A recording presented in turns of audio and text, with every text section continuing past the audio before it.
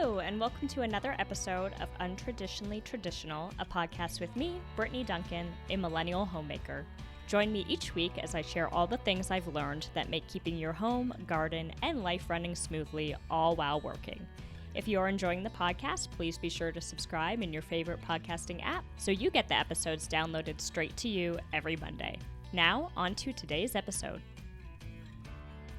Hello, and welcome back to another episode of Untraditionally Traditional, a millennial homemaker. This is your host, Brittany Duncan, back from a hiatus of not recording. For the regular listeners out there, I apologize for the break in episodes. I believe in the utmost honesty with y'all. When I started the podcast, I did so with the intention of being my real, authentic self. Same with Instagram and the website, blog. Faking having to have it together is exhausting and honestly not helpful to any of us because we're all in the ditch sometimes, and there's that saying that nobody hangs bad photographs on the wall or bad memories on the wall, and it's very true. And I wouldn't say that I've been in the ditch as much as I just have had a ton going on. I'm definitely the duck on the pond right now that's like calm and cool on the surface and then frantically kicking my little legs to keep afloat. So the podcast is a passion project of mine. Doesn't bring any money in yet. One day I would love to have some sponsors who align with our goals as homemakers, but until then, I will do my absolute best to give you 2 episodes a week, but sometimes, like last week, I might drop the ball.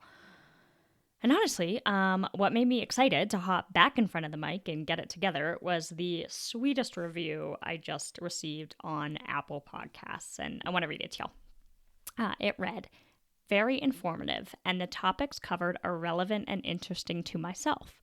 She covers subjects in a comprehensive and understandable manner. There's no chit-chat about irrelevant topics. I really appreciate having this to listen to. It is my favorite homemaking podcast."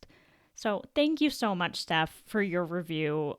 Honestly, it's like that little refill of your cup sometimes that sparks inspiration, and this review did it for me. Honestly, I was like a little bit misty reading it. Like, it's just so crazy to me that I put these messages out there, and honestly, a lot of times I record it and I publish it, and I'm like, I don't know if that's like even helpful to anybody. But then when I hear that it is, or that someone enjoyed it, it makes my day. So thank you. On that note, since I'm about getting down to business with relevant information and not taking up your time with chit chat, as Steph highlighted, let's get into it. Today, I want to talk about food labeling and what it all means. Shocker, I know, but did you know that food packaging and marketing can be misleading?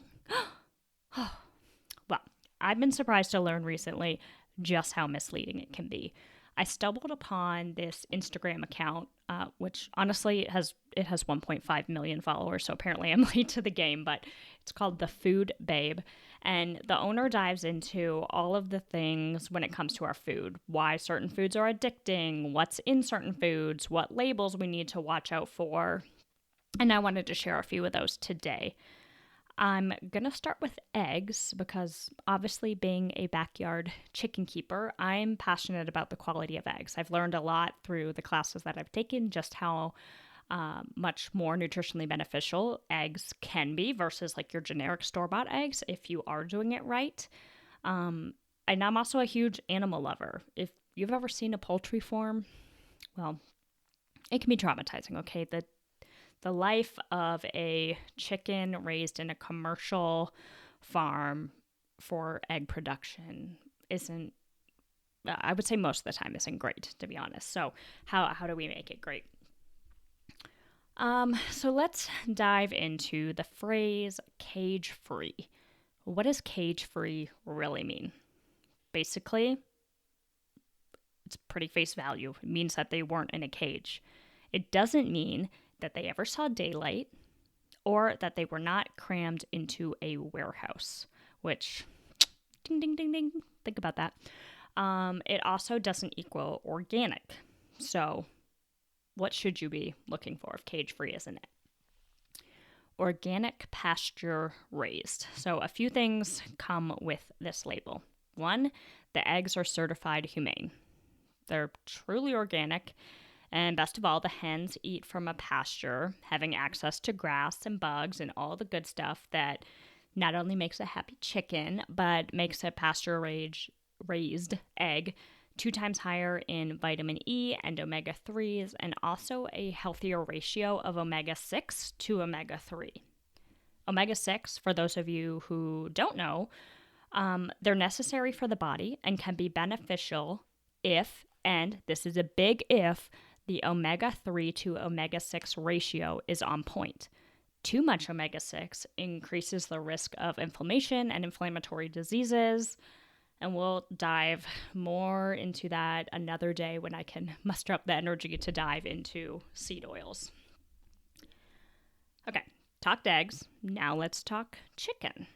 First, and I know I sound like a broken record to those of you who listen to the podcast often, but get local when you can. Your local chicken from a farmer you know and trust, in my opinion, is far superior to any store-bought chicken. That being said, I know what it's like to have a food budget, and I know very well that local chicken can be rather pricey. So let's lean into the packaged chicken from the grocery store and start with a few terms that you can ignore straight off the bat. 1, no added hormones. This means nothing because the U.S. government already bans the use of hormones in chicken production.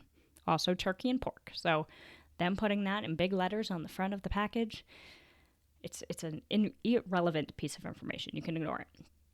Number 2, 100% natural.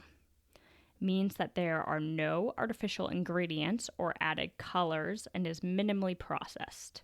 Well, most uncooked chicken falls into this category. So again, not really telling us much. Number 3, cage-free. Same logic with the eggs. Just because they were not in a cage doesn't mean anything about their living conditions or diet. No growth-promoting antibiotics. I'm going to say that again. No growth-promoting antibiotics. When you read a label, always be skeptical about qualifying statements. That statement isn't saying raised without antibiotics. It is saying raised without growth-promoting antibiotics. That should raise your eyebrow, raise that red flag that why are they qualifying that? Antibiotics are getting used somewhere. In this case, likely to prevent or treat illness. But honestly, you don't know which antibiotics they're using. You just know that they're not using growth-promoting antibiotics. So what do you look for? Organic, no antibiotics, period, or GMOs, fed only organic food. They also must be given access to the outdoors. So this is your pasture-raised organic chicken. That's what you want. Better than that, though, is animal welfare approved, having that in addition to, or certified humane, animal partnership levels 4, 5, or 5+. In case you are curious about the levels and their meaning, because I was and wanted to look it up, a 2 is enriched environment, a 3 is outdoor access, 4 is pasture raised, 5 is animal centered, and a 5+ means that the entire life of the animal was on a farm.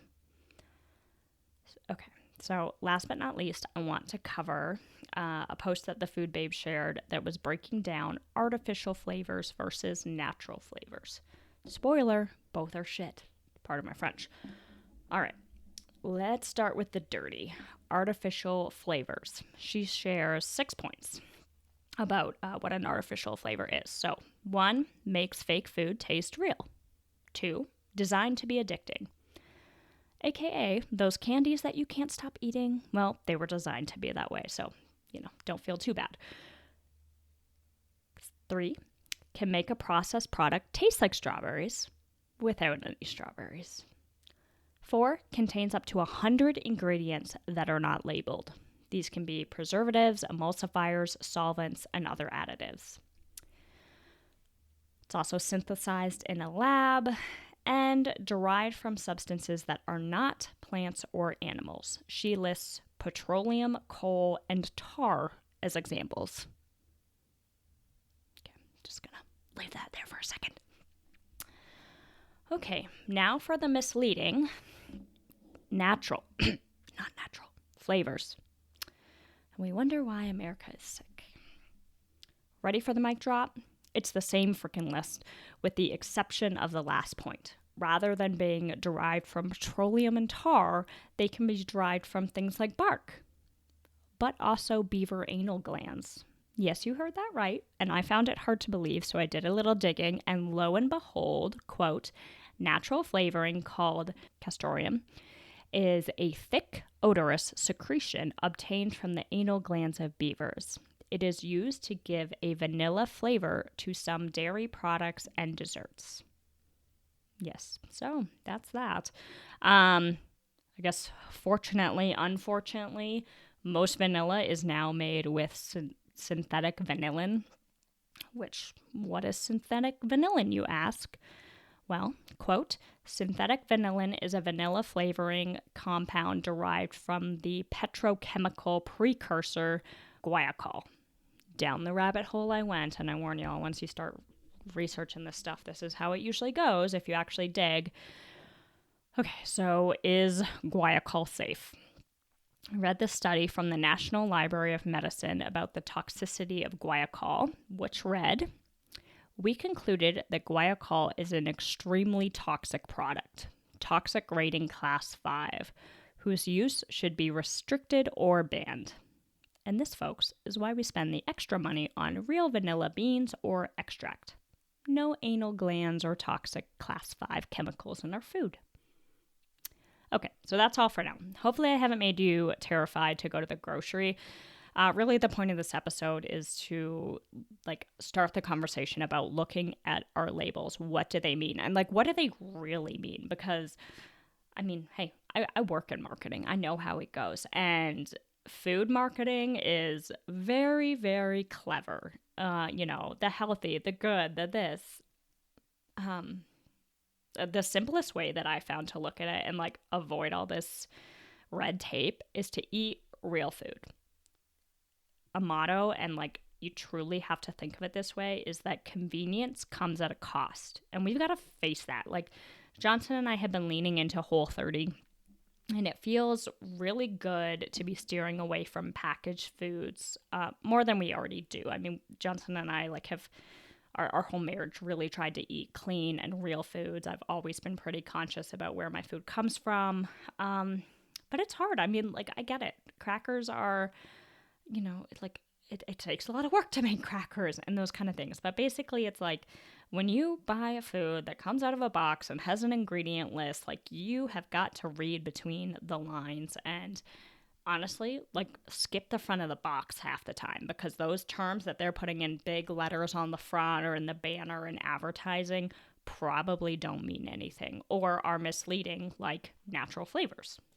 Still synthetic, can still have 100 ingredients that don't have to be labeled. It's synthesized in the lab. I don't want lab food. I want real food that I know what it is. So my advice would be eat organic, that real, tangible food, know where it comes from, and you'll be well on your way to avoiding all the crap that the Food Babe calls out on her page. Highly recommend giving her a follow. I learned a lot, and if anything, it just is a little trickle of a reminder of what is out there and to keep avoiding it. It's eating healthy and eating real food is a habit. It's definitely one of those things that you have to keep on. Marketers are constantly changing. They're finding new terms that are not regulated to use. There's a lot of ways that companies can hide what's in their food or how it's raised or what they fed it or this, that, and the other. And I want to be informed about what I'm putting into my body. I view it as you can invest in your health now or later. Basically, I know that real food is more expensive. And that sucks. It shouldn't be that way, but unfortunately it is. There's ways to make it more cost effective in terms of buying in bulk and, from your farmers and beef shares and those kind of things that, do break up the cost a little bit. better, but you just have to view it as that you're getting a far superior product. The quality is going to be a lot higher, and you can either pay for that now or pay for it later. I'm like pausing, trying to think about how to say it. But basically, it's like, look at the hospital system, okay? Johnson works in healthcare, so I have a pretty good idea about the state of health from, just what he sees every day. And what he sees is a big reason that we eat the way that we do, because it catches up with you. So you can either face it head on now, feel better, look better, be better on the inside, be healthier, or you can, eat the processed food and gamble with it later. I don't know. I choose the former. But anyway, I hope this is helpful, and I will see y'all back here on Monday. Thank you for listening to this episode of Untraditionally Traditional. If you enjoyed the podcast, please share it with those special people who would love it too, and write a review. For more tips and photos of my home and garden, follow Untraditionally Traditional Pod on Instagram. Until next week, let's continue to make our homes places of joy and service to ourselves and those we share them with.